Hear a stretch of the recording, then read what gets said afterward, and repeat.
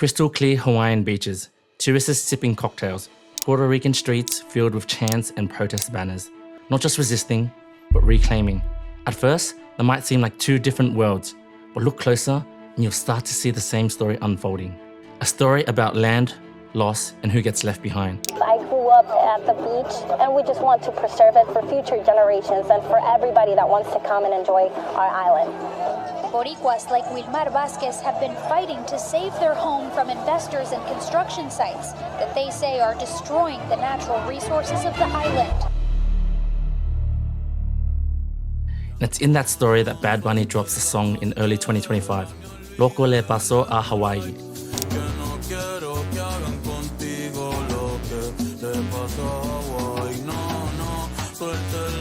A song he says came to him in a dream, like a message from the island itself. Something urgent, something ancestral. I don't want them to do to you what happened to Hawaii. That's the line that carries the heart of the song, and it hits hard. This isn't about heartbreak. It's a warning, and not just any warning. One aimed straight at his island. Because when he sings that line, he's not just being poetic. He's raising a red flag, a siren. And it's one that resonates with Puerto Ricans who are watching their island change fast. So, what happened to Hawaii? And why is Bad Bunny drawing that comparison now? Walk through Puerto Rico today, and you'll see echoes of that lyric everywhere. To understand what Bad Bunny's warning really means, you have to look at what's happening on the ground, and that means talking about a law called Act 60. It was designed to attract outside investment. If you move to the island and meet a few conditions, you get massive tax breaks, especially on capital gains. On paper, it sounds like economic growth. In practice, it's led to rising rents, more Airbnb, and entire neighborhoods changing almost overnight. Beaches once open to everyone, now back up to private villas. Family homes get bought, flipped, or turned into short-term rentals. Locals are priced out, but Act 60 isn't just about economics. It's part of a much longer story. Puerto Rico has been a US territory since 1898, gained after the Spanish-American War. People on the island are US citizens, but they can't vote for president. They have no real power in Congress. And over generations, the island has faced wave after wave of outside control through laws, debt, and disaster recovery. Act 60 fits into that pattern, where promises of investment often come at a cost of local power, and for many, the price is their home. Gentrification isn't just a buzzword here. It's pushing people out of their homes, displacing entire communities. And this is all happening in the long shadow of Hurricane Maria, a disaster that killed thousands and forced tens of thousands to leave. The island's still recovering, and now, many feel like it's being hit again, not by wind or rain, but by developers. But history shows Puerto Rico has never accepted control quietly. Its history is filled with resistance, from the Ponce Massacre to the gag law to uprisings that forced the world to pay attention. One of the boldest moments came in 1950 in the town of Hawaiʻi. A group of nationalists launched an armed revolt, seizing the police station, burning the post office, cutting communications. They raised the Puerto Rican flag and declared the island a free republic. The US responded with force, bombing Hawaiʻi, arresting the leaders, and sentencing many to long prison terms. One of those arrested was Heriberto Marin, a young nationalist who would spend decades in prison. His story is a reminder. The fight for Puerto Rican self-determination isn't just history, it's personal, it's generational. That fight for self-determination still pulses through murals, marches, and music. It's why Bad Bunny's lyrics don't just hit, they resonate. So when Bad Bunny sings, "I don't want them to do to you what happened to Hawaii," he's not exaggerating. He's describing what Puerto Ricans are living through right now. Because for many Puerto Ricans, what happened to Hawaii isn't a warning, it's what's unfolding right now. Bad Bunny is not just Puerto Rico's biggest artist, he's become one of its loudest voices. And for Puerto Ricans, that matters. Because long before Lo Que Le Pasó a Hawaiʻi, Bad Bunny was already part of the island's political fabric. Back in 2019, Puerto Ricans flooded the streets demanding the resignation of Governor Ricardo Rosselló. Tipping point, leaked chats filled with sexist slurs, homophobia, and cruel jokes about Hurricane Maria victims, and became known as the Telegram Gate scandal. And it ignited something deep. Bad Bunny didn't stay silent. He paused his tour that he was on, flew home and joined the protest. Marching alongside thousands in Songhorn, this wasn't about headlines, it was about home. One chapter in a longer story of a colonized land pushing back, and ever since, he's increasingly used his platform to speak out. Flash forward to 2025, Bad Bunny's album Debutará Más Fotos feels like a chronicle of resistance, with Lo Que Le Pasó a Hawaiʻi leading that resistance. It doesn't open with a beat drop. There's no flashy chorus, no shout-along hook. It's quiet, still, almost haunting. But that stillness isn't empty, it's loaded. The silences between the verses, they matter, echoing both Puerto Rico's literal power blackouts and its political silencing. No beat, just strings, voice, and space. It feels like someone holding back tears and inviting you to listen closer. Then, the lyrics. And every line carries a weight. They want my neighborhood and grandma to leave. That's gentrification in real time. Rents are climbing, generations are being priced out. Bad Bunny doesn't spell out policy names, but the song doesn't have to. It's less a political statement than a cultural alarm, raised in melody. And then comes one line that cuts deep. He didn't want to leave Orlando, but the corrupt ones pushed him out.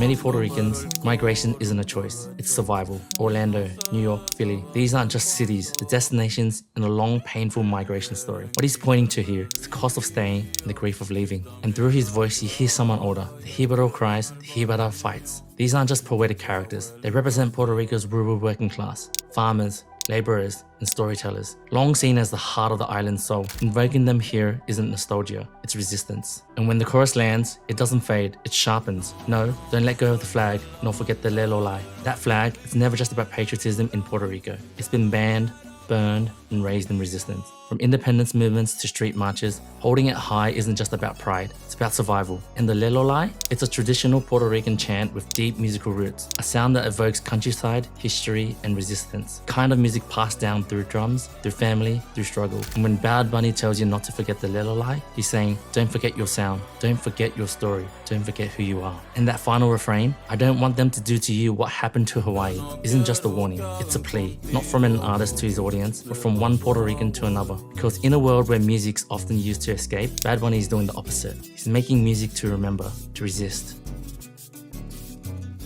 So, what happened to Hawaii? Once it was an independent kingdom with its own flag, its own monarch, and its own Hawaiian language, until the US intervened, backed by local sugar planters, American businessmen, and political elites, overthrew the kingdom. This wasn't done by treaty or by Hawaiians' vote. It was passed by lawmakers in Washington, without the island's consent. And just like that, Hawaii was taken, made part of the US. Decades later, the US government issued a formal apology, admitting the overthrow was wrongful and that the native Hawaiians never agreed to give up their land. Over time, Hawaii was reshaped, not for its people, but for outsiders. Hotels swallowed up beaches, condos replaced family homes, the land was sold off, and culture became performance. Luau's, once sacred gatherings rooted in music, storytelling, and ceremony, remade as entertainment for tourists. Traditions once lived and shared are now sold, stitched onto t-shirts, stacked on souvenir shelves. Today, only 1 in 5 households can afford a home, which means many are already priced out.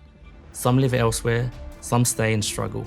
Because when people are pushed out, it's not just homes that disappear, it's language, memory, the living history of the place itself. The question lingers, who is Hawaii really for now?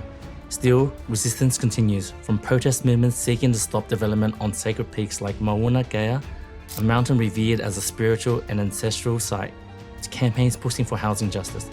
Native Hawaiians have never stopped defending what's theirs. And that's the heartbreak behind Bad Bunny's lyrics, because Puerto Rico is starting to feel like Hawaii, luxury land deals, forced displacement, culture stretched thin.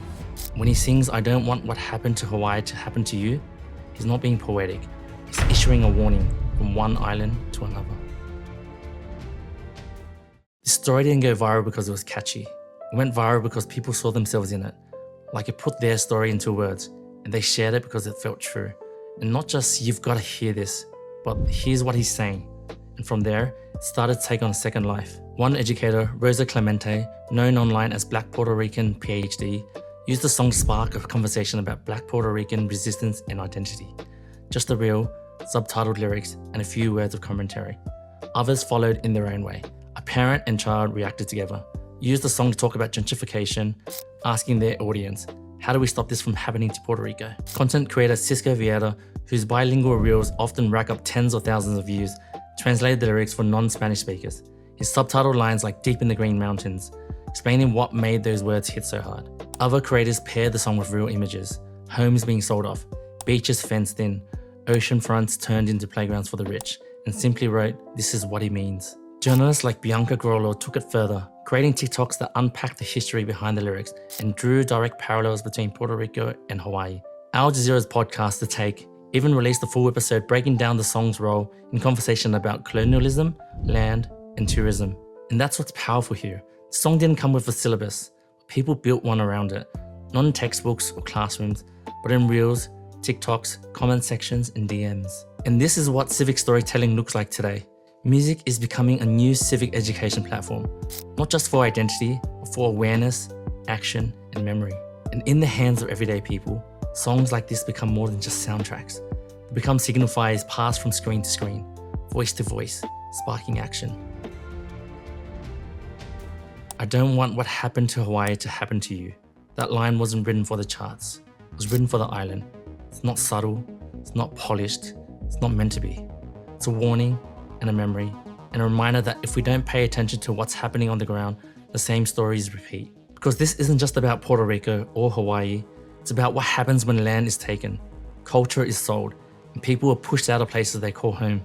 But it's also about what people do in response, how they teach each other, how they share what hurts and why it matters, how music becomes more than just music.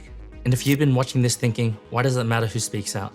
Then go watch my last video about Hinso, another moment, another song, another artist who refused to stay silent. Because when music carries memory, when it echoes pain, pride, and resistance, it doesn't just tell the story, it helps us write what comes next.